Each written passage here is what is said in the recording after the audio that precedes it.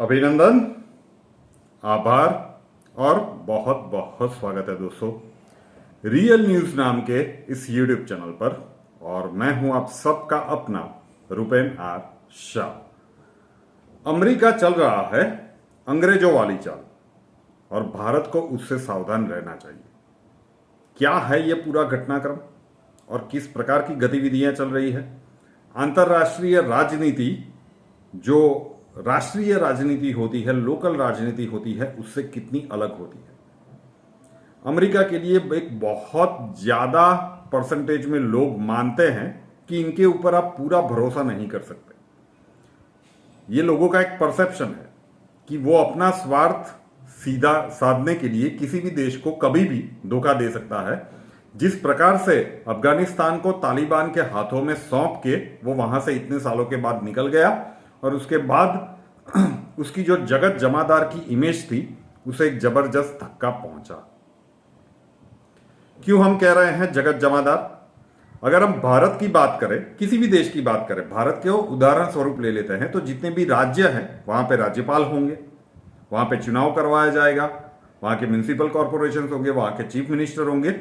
लेकिन हम अपने देश से बाहर नहीं जाएंगे। हमें पता है कि हमारी टेरिटरी क्या है, तो हम सिर्फ हमारे जितने प्रदेश है उसमें ही कॉन्सेंट्रेट करेंगे। अमेरिका इसलिए जगत जमादार है कि वो पूरे विश्व को अपनी जागीर मानता है। पूरे विश्व को उसने अलग अलग कमांड में डिवाइड किया हुआ है। भारत जिस कमांड में, अमेरिका के जिस कमांड में आता है उसे पैसिफिक कमांड कहते हैं। पाकिस्तान, अफगानिस्तान, गल्फ कंट्रीज, ये सारे जिस क्षेत्र में आते हैं उसे सेंट्रल कमांड कहते हैं। इसी तरीके साउदर्न कमांड, नॉर्थर्न कमांड, अलग अलग डिवीजन बना के रखे हैं। और जब इतना बड़ा प्रदेश होगा तो उसे निगरानी करने के लिए भी कोई एक हायर रैंक का जनरल भी होगा। तो ऐसे ही एक सेंट्रल कमांड के जनरल जिसमें पाकिस्तान आता है, वो पाकिस्तान की टूर पे है। मैं टूर शब्द उपयोग कर रहा हूं, पाकिस्तान की मुलाकात ले रहे हैं। और ये पहली बार नहीं हो रहा है, ये 4 महीने में दूसरी बार हो रहा है। ये क्या खिचड़ी पक रही है? शायद ये यूएस की किस प्रकार की मदद है कि अचानक बिलावल भुट्टो में यह हिम्मत आ जाती है कि वो नरेंद्र मोदी के लिए अभद्र टिप्पणी का प्रयोग कर देते हैं। वो अमेरिका की क्या खुफिया डील है जिसके कारण यूएन में हिना रब्बानी खार इस प्रकार का स्टेटमेंट देने की हिम्मत करती है? क्या है मामला? और भारत क्या है इसमें अंग्रेजों वाली चाल, और भारत के लिए क्या खतरा बन सकता है? पूरे विस्तार से जानेंगे, चीजों को समझिएगा। यहां पे 2 किरदार है।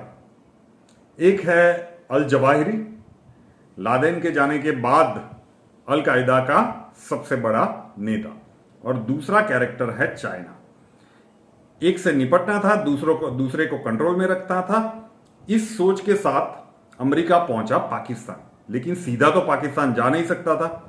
जिस प्रकार से तालिबान को अफगानिस्तान सौंप के अमेरिका निकला था, तो एक प्रकार समझ में आता है कि एक स्कीम बनाएगी।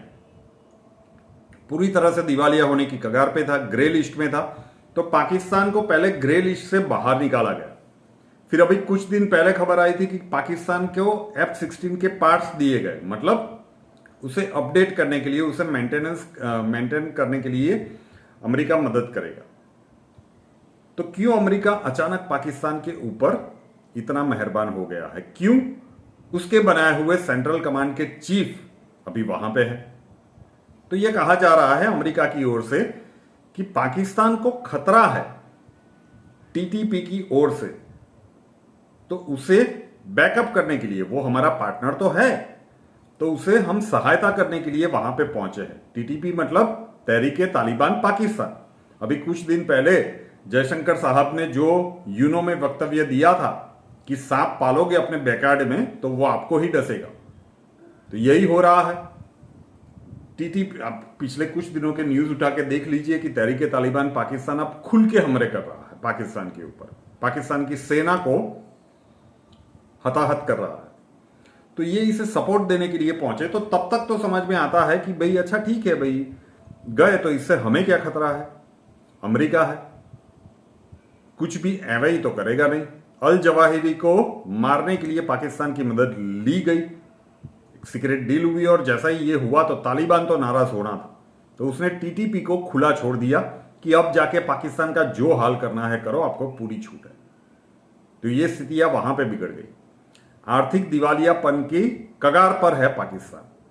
तो चीन उसका जो महत्वाकांक्षी प्रोजेक्ट है CP, one belt one road का, उसमें कभी भी पाकिस्तान को निगलने के लिए तैयार बैठा है। तो इसीलिए अमेरिका अंदर घुस रहा है कि भाई यहां पे जाके अपना अड्डा जमाना होगा, अदरवाइज चीन घुस जाएगा। और फिर पूरी पहुंच जो गल्फ कंट्रीज तक की है, अभी सऊदी अरेबिया में शी जिनपिंग गए और जिस प्रकार की नजदीकियां वहां पे देखी गई, 34 कॉन्ट्रैक्ट साइन किए गए। ये भी एक बहुत किसी चमत्कार से कम नहीं कह सकते, क्योंकि चीन के साथ हमेशा गल्फ कंट्रीज ने दूरी बनाई हुई है और ये हुआ है। तो वैश्विक समीकरण बहुत तेजी से बदल रहे हैं। तो अपनी प्रेजेंस को मजबूत रखने के लिए हो सकता है कि वो वहां पे मिलिट्री बेस बनाए। अब सैन्य सहायता अगर वो वहां पे प्रोवाइड करता है तो पाकिस्तान इसका किस प्रकार से उपयोग करेगा? क्या वो तहरीके तालिबान पाकिस्तान के संदर्भ में अमेरिका के सेना के साथ उसका उपयोग करेगा, या फिर भारत के विरुद्ध कुछ षड्यंत्र करने की कोशिश करेगा? और अगर ऐसा करता है, जो पाकिस्तान की फितरत है, तो फिर क्या अमेरिकी सेना पाकिस्तान का साथ देगी? ऐसे बहुत सारे प्रश्न हैं।